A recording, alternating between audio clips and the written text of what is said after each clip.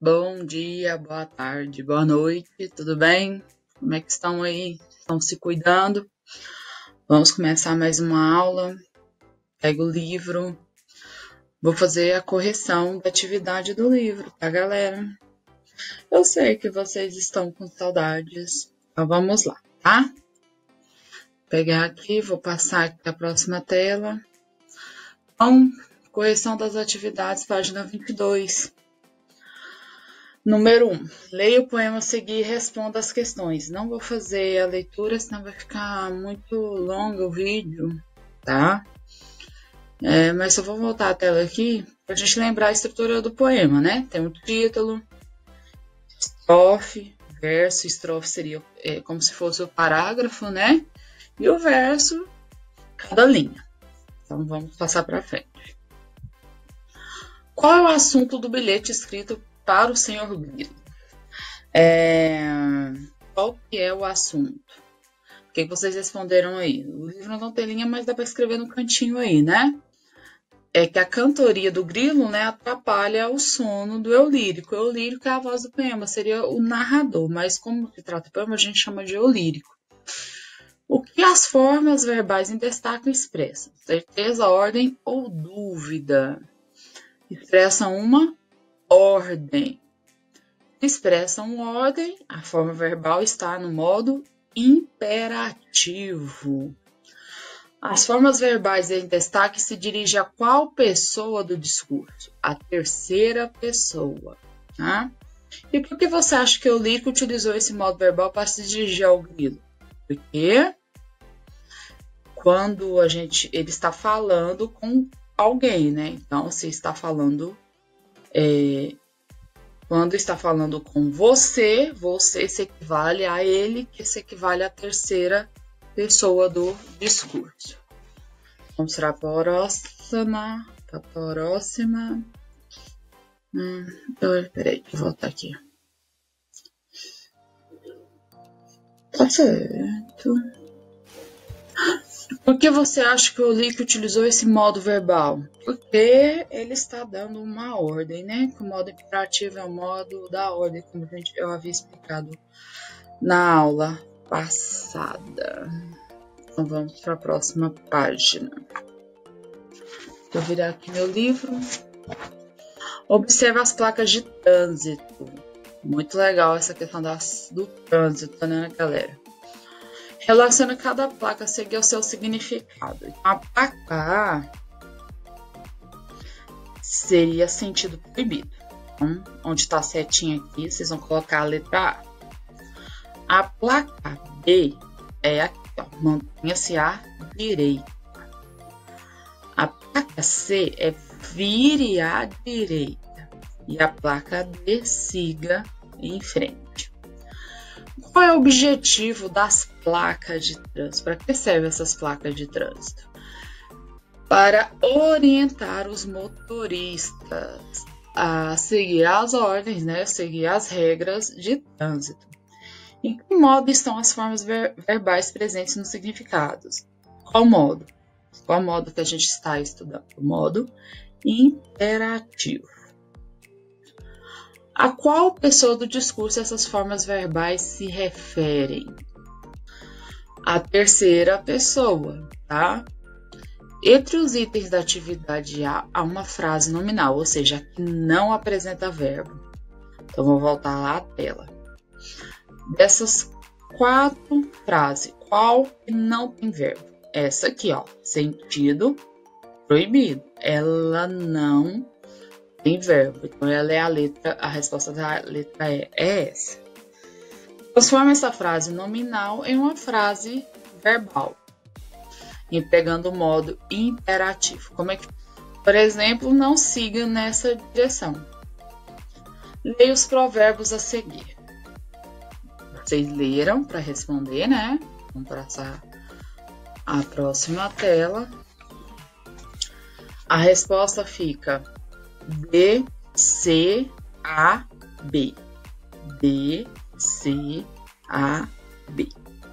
Assinale as alternativas, ou seja, tem mais de uma, indicam a finalidade com que esses provérbios são empregados. Eles são empregados para aconselhar e advertir. Em que modo estão as formas verbais em destaque nos provérbios? A qual pessoa do discurso elas se referem? Modo imperativo afirmativo, imperativo negativo. E elas estão na segunda pessoa, porque está conjugado no tu, tá? Já não é a terceira, é a segunda. Por que é utilizado esse modo verbal em textos desse gênero? Todos os provérbios, eles têm a função de dar conselho, né? Pessoas mais velhas aí da sua casa, tipo sua avó, sua mãe, eles têm muito conhecimento nessa questão de provérbios. E o modo imperativo é usado nisso aí, porque os provérbios têm a função de aconselhar. Então, o modo imperativo tem essa função também, de dar conselhos. Então, é utilizado esse modo verbal nesse sentido. Como ficariam os provérbios se ele se dirigisse ao pronome você? Reescreva fazendo as adequações necessárias. Então, anote aí a resposta aí. Faça do seu filho herdeiro, não faça despenseiro. Não morda mais do que pode mastigar. Aprenda e será mestre. Faça aos outros como que quer que lhe façam. Essa fica a resposta. Galerinha, tem matéria nova aí. Então, vamos continuar. Façam as anotações no caderno de vocês, tá? Continuando o módulo 2 de gramática. A matéria nova aí, vou até dar uma ajeitadinha aqui, né? É chamada de sujeito, tipos de sujeito. Aula passada, algum tempinho atrás, acho que na revisão a gente viu o que é sujeito. Sujeito é praticação. Então, vamos relembrar. Frase, oração. Frase é o conjunto de palavras que mantém sentido, né? Então, tem que ter uma ordem, tem que passar uma informação. E quando eu coloco o verbo, ela vira oração, tá? E aí, essa oração ela é dividida em 2 pedaços, né? Sujeito e predicado. Sujeito é quem pratica a ação, predicado é o que se declara a respeito do sujeito. Ajeitadinho aqui no cabelo, né? Então, vamos lá. Para achar o sujeito, a primeira coisa que eu tenho que fazer é achar o verbo. Olha aqui. Maria comeu o bolo de chocolate. Verbo comeu. Quem comeu? Maria. Maria é a sujeito, tá? É a mocinha que praticou a ação de comer o bolo de chocolate. Então, tudo isso que tá de azul é predicado, o que tá de vermelho é o sujeito. João e Maria beberam muita água. Verbo, beberam. Quem beberam? João e Maria. Então, vermelho é o sujeito, de azul é o predicado. Lembrando que o verbo, vou até olhar para você, o verbo faz parte do predicado. Então, a gente não vai ver essa parte agora, a gente vai ver só os tipos de sujeito. Falei de você hoje. A professora aqui tá toda azul. É porque aqui o sujeito não tá explícito. Explícito quer dizer assim, eu não consegui enxergar claramente. Mas eu sei quem é. Como assim? Qual que é o verbo dessa oração? Falei. Quem falei? Eu falei. Escrito aqui, eu falei? Não tá escrito, mas eu sei que o sujeito é eu por causa do final do verbo aqui, ó. Eu falei. Vou explicar isso aqui agora, daqui a pouco eu falo sobre isso. Falei de você hoje. Então, isso aqui tudo é predicado, tá? Por isso está tudo de azul. Acabei de falar para você que o verbo... Aqui, olha só. O verbo faz parte do predicado. Mesma coisa aqui embaixo. Assaltaram a minha casa. Está escrito aqui, eles assaltaram a minha casa? Não está escrito, tá? Isso aqui está tudo azul. Verbo e o seu complemento aqui. Nevou em Londres. Verbo, nevou. Quem fez nevar? Ai, São Pedro, Deus. Não tem o sujeito, porque é um verbo pronome da natureza e eles são impessoais, não tem a pessoa que praticou a ação. Mas calma, não se desespere. Vamos ao primeiro. Vamos falar aqui, ó. Núcleo. O núcleo do sujeito é a palavra principal. Como assim? É a parte mais importante do sujeito. Essa palavra pode ser um substantivo, um pronome, eu, tu, eles, nós, vós, eles, pronome, ou uma palavra substantivada. Essa palavra substantivada é aquela que tem um artigo na frente, mas eu não vou entrar nesse detalhe aqui agora, tá? Mas inicial, substantivo, o nome, para ficar mais fácil para vocês. Ó, primeira coisa, sujeito simples. Como o próprio nome está falando, sujeito simples, ele possui, a setinha apareceu aqui no meio, mas dá para você ver. Possui apenas um núcleo, ou seja, vai ter um substantivo ou um pronome ou uma palavra substantivada. Olha o exemplo. Ela saiu de casa. Verbo saiu. Quem saiu? Ela é um pronome. Então, quem saiu? Ela, não é um pronome? Então, sujeito, sim. Mariana, volta aqui, menino. Mariana comprou uma blusa. Quem comprou? Ó, o verbo comprou. Quem comprou? Mariana. Mariana não é o substantivo, não é o nome de uma pessoa. Quem comprou? A Mariana. Comprou uma blusa. Então, um substantivo. Então, sujeito simples. Vamos ao sujeito composto. Ai, tia, que composto de gasolina. Essa piadinha é velha, né? Não é, tá? Sujeito composto é aquele que vai ter dois ou mais. Aqui saiu um negocinho aqui, mas é dois, pelo menos dois núcleos. Dois núcleos ou mais. Exemplo, febre e dor de cabeça são sintomas da dengue. Verbo são. Quem são? O verbo ele vai estar no plural. Febre e dor de cabeça. Aqui em cima eu falei para vocês que o núcleo é o substantivo, pronome ou palavra substantivada, né? Você viu que eu coloquei de azul a palavra febre e dor de cabeça? Porque eles são a palavra mais importante. Febre é um substantivo que é o nome de uma dor, de um sintoma, né? Dor de cabeça é o nome de um outro sintoma. O é núcleo? Não. Mas isso aqui, tudo que está sublinhado, é sujeito. Quem são os sintomas? Febre e dor de cabeça. Qual que é o núcleo do sujeito? Febre, dor de cabeça. Tá? Outro exemplo. Fabiana, Maria e Cláudia foram ao shopping. Tá? Não vão porque o shopping está fechado.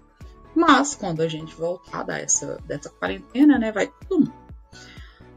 Verbo, foram. Olha o verbo aqui no plural, conjugado no plural. Quem foram? Para a gente achar o sujeito, a gente faz essa pergunta. Quem foram?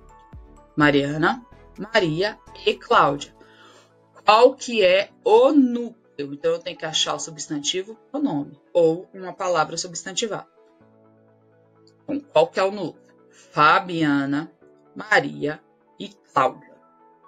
Que estão de azulzinho aqui, beleza? Então, vamos para o próximo.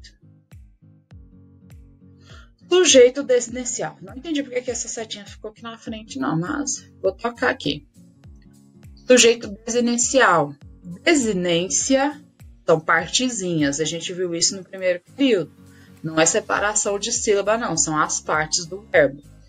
O sujeito desinicial é determinado pela desinência do verbo, ou seja, vai ter uma parte do verbo que vai me mostrar a pessoa. Lembra? Pessoa verbal? Eu, tu, eles, nós, vós, eles. Então, vai ter uma partezinha do verbo que vai me mostrar quem é, né? Em qual pessoa que ele está conjugado. O sujeito desinicial, ele não aparece explícito. O que é explícito? Está explícito, ou seja, está na cara de todo mundo. Então, ele vai estar implícito, o contrário disso. Ele não vai estar explícito na oração, mas, por causa do final do verbo, eu vou saber quem é. E pelo contexto da conversa, pelo contexto da oração, pelo contexto do texto, pela situação, eu vou descobrir quem é. Ele também pode aparecer em alguns materiais, em alguns livros, em algumas atividades, também chamado de sujeito oculto, ou seja, ele está escondido. Olha o exemplo. Deixa eu me abaixar minha cabeça. Durante a reunião, discutimos as propostas de mudanças no programa. Quem discutimos? Quem? Nós. Nós que estamos participando da reunião. Então, pelo contexto da situação, pelo ambiente que está inserida essa oração, eu sei que o sujeito é desinicial, nós, porque o verbo está conjugado na primeira pessoa do plural. Vamos para a próxima. Eu tenho que me abaixar mais. Onde eu aqui? Os computadores são máquinas maravilhosas. Isso encantam os jovens. Aqui eu tenho mais de um verbo, mas eu quero analisar só esse aqui, tá? Que eu sublinhei. Encanta. Quem encantam? Quem encanta? Os computadores. Mas ele está lá na ponta, tá vendo aqui onde eles apareceram? Aqui. Mas o sujeito aqui é desinicial, os computadores, porque eles aparecem lá atrás. Eles não apareceram aqui, ó. Esse pedacinho aqui, ó. Isso encanta os jovens. Encantam os jovens? Os computadores. Então, aqui, nesse pedaço aqui, depois da vírgula, eles não apareceram. Os computadores. Eles apareceram lá atrás. Tá bom? Vamos pra frente. Vou apertar aqui. Volta. Existe um outro tipo de sujeito. Enquanto isso, eu vou descendo. Sujeito indeterminado. Ele não aparece explícito. Não pode ser determinado. Como que sim? Eu não sei quem praticou essa ação. A frase, o texto, a conversa, a situação verbal, a situação não vai me mostrar quem praticou essa oração, tá? Mas alguém fez. Mas eu não posso apontar o dedo, foi ele, foi aquele, foi aquilo. Não tem como, não vai aparecer. Não vai. Olha o exemplo. Falaram mal de você. Quem falaram? Eu não sei. Falaram. Morre-se de fome ainda. Ainda hoje morre-se de fome. Quem morre de fome? As pessoas. Mas quem? Então, não tem. Então, assim, sujeito indeterminado é aquele que é impossível eu indicar. Assaltaram a minha casa. Foi os ladrões, mas tá, quem é esses ladrões? Quem são? Quem foi? Então, assim, ele é indeterminado. A própria palavra está falando indeterminado. Então, não tem como eu identificar. Tá? Existe também a oração sem sujeito, que também é chamado de sujeito inexistente. Alguns materiais, livros, o livro de vocês está aqui, oração sem sujeito, e alguns outros livros está sem sujeito inexistente, que vocês vão pegar para estudar, de atividade, enfim, é a mesma coisa. Verbos não correspondem a uma ação. Assim, eles não sabem quem são, quem pratica. É impessoal, a gente não sabe quem é. Um exemplo desse tipo de oração sem sujeito e sujeito inexistente. O nome da natureza, o verbo haver e o verbo fazer. Olha o exemplo. Há 3 anos não vejo meus pais. Aí você pergunta pro verbo. O verbo não é o há aqui? Quem há? Você não acha a pessoa quem há. Choveu ontem em Goiânia. Quem choveu? São Pedro. Não tem como, gente. Você não acha quem fez a chuva. Entendeu? Então, você é a oração que não tem sujeito ou sujeito inexistente. Beleza? Vou pegar aqui o próximo. Também, nesse mesmo tema aí de vocês, a concordância verbal. O que isso quer dizer? Se o sujeito é simples, o verbo vai trabalhar de uma forma. Se o sujeito é composto, o verbo também vai trabalhar de uma forma. É coisa bem simples, é coisa que a gente já usa no nosso dia a dia, mas o livro trouxe para a gente relembrar algumas coisinhas que a gente comete, alguns erros. Ocorre quando flexionar o verbo quer dizer que ele muda para o plural, singular, isso é flexão de verbo, tá? Pessoa. Ocorre quando o verbo se flexiona para concordar com o sujeito. Exemplo, ele gostava daquele seu jeito carinhoso de ser, eles gostavam daquele seu jeito carinhoso de ser. Olha só, quando eu tenho sujeitos no singular, sujeito no plural, verbo no singular, verbo no plural. Mas olha aqui algumas regrinhas básicas. O verbo fica no singular quando se refere a um substantivo coletivo. O que é o substantivo coletivo? Eu tenho um nome no singular que representa um conjunto de seres. Aí nós temos a mania de usar no plural, porque é mais de um ser, então vou colocar no plural. Errado. Então o verbo fica no singular. Olha o exemplo, o cardume. O cardume não representa vários peixes, mas o verbo fica no singular, tá? O verbo fica no plural quando faz referência a nomes usados apenas no plural. Quando tem artigos antes dele. Esse nome. O nome do país, Estados Unidos. No plural. Não existe o nome do país Estado Unido. Não existe. O nome do país é Estados Unidos. A gente sempre se faz referência a esse país usando um artigo antes. Os Estados Unidos. Então, o verbo vai para o plural. Tá? Muda a regra quando a gente tira o artigo antes. Tá vendo aqui? Vou deixar a setinha aqui em cima, aqui no cantinho, porque tá aparecendo essa faixa aí. Mas olha só. Minas Gerais. Tá? Um artigo antes de Minas Gerais? Não tem. Se o artigo some, o verbo fica no singular. Artigo no plural. Nome do plural, verbo no plural. Sem artigo. Nome do plural, verbo no singular. Beleza? Ai, apertei o botão errado. Volta lá. Apertei outro botão errado. Vamos lá. Essa técnica acontece, né? Vamos pro próximo.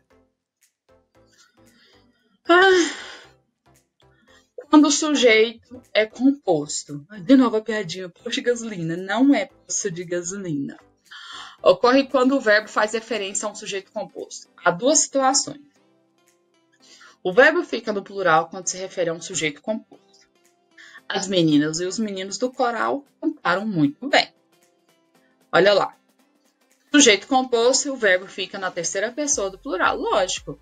Porque vocês estão usando plural, o verbo tem que ir para o plural. Né? Fazendo referência a duas pessoas, mais de uma pessoa, né? Então, usa esse plural. Quando o verbo estiver antes do sujeito, ele concorda com o núcleo mais próximo. Então, ou com todos os sujeitos. Então, aqui tanto faz você usar liam, mãe e filha, ou lia, mãe e filha. Então, tanto faz você usar plural ou singular aqui. Então, as duas formas estão corretas. Tem atividade para o dia 22, quarta-feira. Tá? Vou tentar me organizar para a gente fazer a tarefa, colocar sempre na quarta. Responder as páginas 29 a 33 do livro 2, tá? Módulo 2. Mande as fotos pelo WhatsApp. Nossa, enrolou agora. WhatsApp, conforme vocês estão fazendo. Preciso também, que eu sei que alguns de vocês, a maioria tem rede social, papai e mamãe deve ter, tio, prima, enfim. Adicione o perfil da escola, porque é uma prova que vocês estão fazendo a tarefa, tá? Que vale nota, essa participação de vocês, tudo que vocês fazem vale nota, né? Adiciona o perfil da escola, adiciona a professora, posta nos stories, marca, tá? Que vocês estão fazendo. Uma fotinha assim, pega o celular, tira assim, põe meio rosto, assim, já que tem vergonha, mostra que tá fazendo a tarefa, tá? Coloca um efeito lá, manda as fotos da tarefa depois pronta para mim. Qualquer dúvida, qualquer dificuldade, não entendeu? Me chama, gravo áudio explicando tudinho. Estou à disposição de vocês, tá bom? Por enquanto é só, tá? Vejo vocês em breve, se Deus quiser. Tchau, beijo.